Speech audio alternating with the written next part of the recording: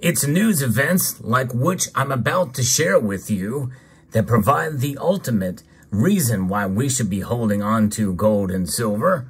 Another bank is in serious trouble. I'll explain more as we explore.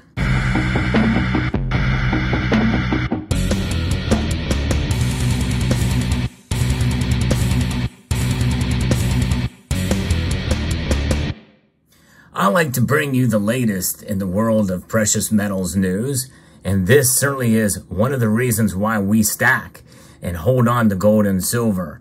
Another bank is certainly in trouble right now, and they are on the verge of collapse. I'll explain here, but if you enjoyed content like this, I hope you will consider subscribing to the channel and pressing that thumbs up button. It all helps. Metro Bank is the bank I'm talking about out of the United Kingdom. They are in serious trouble as the shares of the company are plummeting right now. I'm going to be reporting to you from two different sources here. FT, Financial Times, is talking about here how the Metro Bank's chairman met with UK's top financial watchdogs as the bank seeks to raise up to £600 million and sell about a third of its mortgage book in an effort to shore up its balance sheet. Metro, which is the first in a crop of challenger banks that promise to ignite competition in the United Kingdom high street in the wake of the financial crisis, is sounding out investors about raising as much as £250 million in equity funding and $350 million of debt, according to the Financial Times.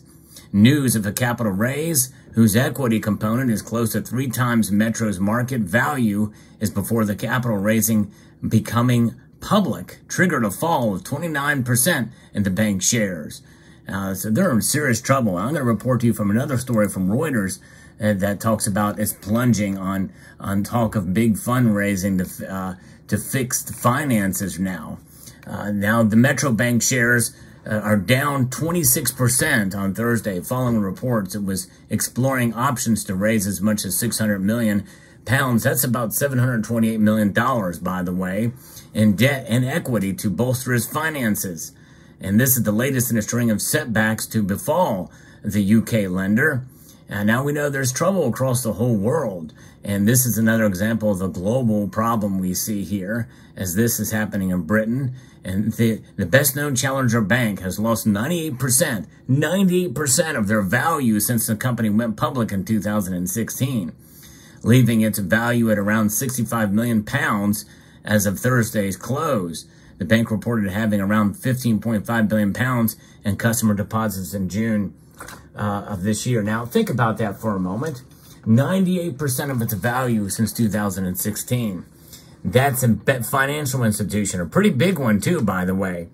Does that number sound familiar to you? Well, it should, because the dollar, has lost about 98% of its value. Now, that's not since 2016. Then since 1913, when a bank was formed, a central bank, the Federal Reserve. So let that sink in as a comparison. Yet this thing is actually very, very strong right now, the dollar is, which is why gold and silver are down. But that's strong in comparison to other currencies around the world. But nonetheless, it's still a very dirty currency. Yes, indeed, it sure is. Nonetheless. So that's where that lies. Thursday's share price's fall is the latest in a litany of woes for the bank, including accounting errors, leadership departures, and delayed regulatory approval for key capital reliefs. Metro's bank fundraising could include more than £100 million from seller shares to bolster capital. 3 sources familiar with the matter told Reuters yesterday, following an initial report in the Financial Times, which I just reported from. Sky News reported that Metro has begun sounding out potential bidders, including Lloyds and NatWest, including £3 billion chunk in its mortgage book, citing city sources. Metro Bank said in a statement on Thursday it was considering its options, adding that it met its minimum capital requirements and had not made a decision on fundraising plans. The company is evaluating the merits of a range of options, including a combination of equity issuance, debt issuance, and financing of asset sales.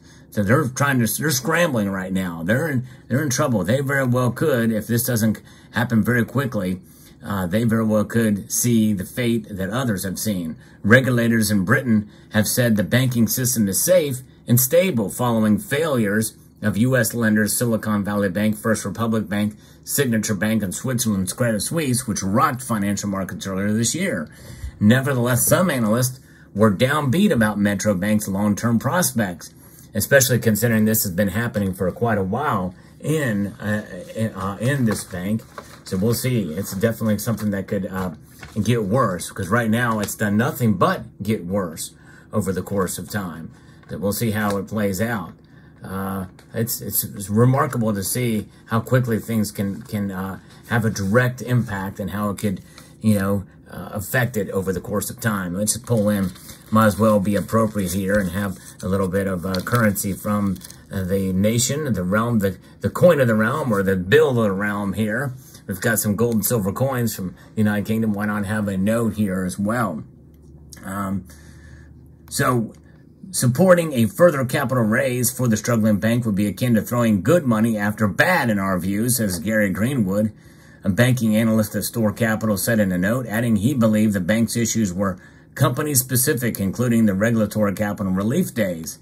Sources said Metro Bank has brought in Morgan Stanley as an advisor, while one person familiar with the situation said Jefferies recently stepped away as broker of the firm, and Jefferies declined to comment. There have been multiple setbacks, the article continues here, and we won't go into those, but you think about those setbacks that have occurred over a course of time. Yes, it's company-specific, but nonetheless, it's the contagion factor, and it's the fact that even though it's been a while since you've heard about a bank failure and the bailouts by other financial institutions, this idea of good money going after bad really is something that can lend itself to exacerbating the whole system and the situation across, because there's not that much good money to go around at this point in time. And like I said, it just takes a couple of these, and no matter where in the world they are, if it's a big bank and it happens, it's going to have a ripple effect. And it doesn't take much at this point to cause it to come down hard upon the entire economy, and that could lead to a domino effect. The domino effect is something that is a very real thing to think about. Notwithstanding, I'm also very open-minded to the possibility that this very well could stop here, at least for now. But we've been down this road before, and now here we are at Metro Bank having issues where the last time we saw Credit Suisse and other banks that have been bailed out by other financial institutions to prevent a further contagion. The fact that you have to do that means that there's something awry and amiss here. And we'll see how it happens. But nonetheless, gold and silver will benefit in the long run from this.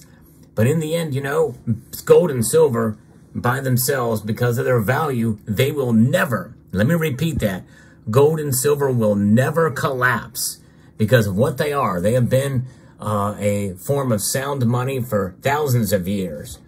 And that's not going away no matter what kind of technology, no matter what kind of regulation that comes into place. You cannot stop gold and silver no matter what. In fact, I would say it would only bolster the case for them if they were regulated out of existence, or regulated, or what they would presume to be out of existence.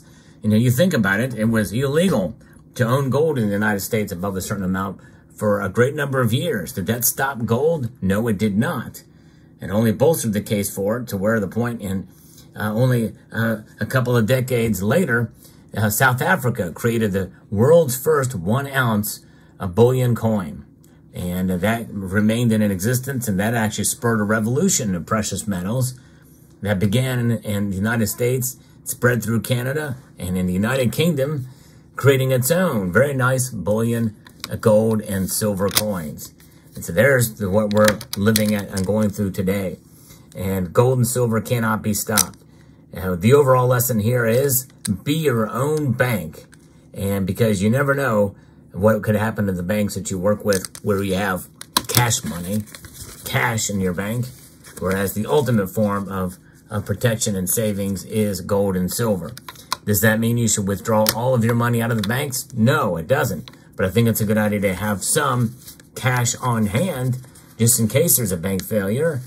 And not only that, but have a little bit of cash on hand for emergencies, and also cash in the bank in case you need them for personal emergencies, so that you don't have to spend the ultimate insurance policy, which is gold and silver. To me, that's a wise thing to do to have in your possession. Gold and silver will save you, by the way, in the case of an ultimate emergency, but it also will save you in case of a bank collapse. That's right. Gold and silver will actually save you. I said it. And a lot of people will say gold and silver won't save you, but they will save you financially. And of course, we know that they can't save you eternally. That's for sure. But the gold and silver is definitely mentioned in the Bible over 400 times collectively together. And there's a reason for that while we're here on earth. The ultimate salvation is obviously in Jesus Christ. But nonetheless, gold and silver can save you in financial hardship, especially the ultimate financial hardship, because they provide the ultimate financial security, because they themselves, by their very existence in nature, have proven themselves to be that store of value and as money, actual money. And the Bank of International Settlements knows it. And I think seeing that we've been witnessing over the course of thousands of years, it's really only until recent history where they have not been used as currency, but they remain money nonetheless. So let me know what your thoughts are in the comment section down below. Hope you found this video informative, insightful, newsworthy, and educational, and slightly entertaining. I want to extend a multitude of gratitude to each and every one of you for taking time to watch, and to encourage you to please rate, share, comment, and subscribe.